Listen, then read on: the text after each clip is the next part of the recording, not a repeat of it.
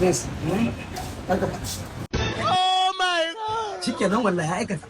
Ina cewa kai da bana ashe ta sama ya riga gama aikin. Wallahi na dauka dogo ne.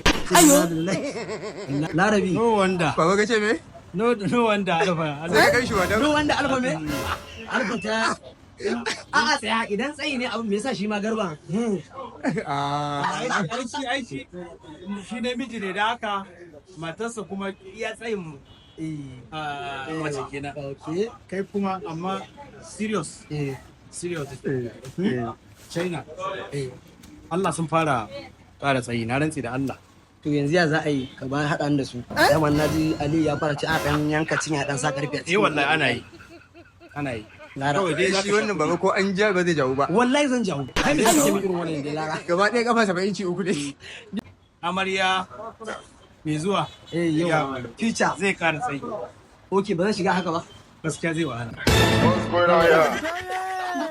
So anyway, all the way da gande ga Aminu na da na gargajiya da kuka sani.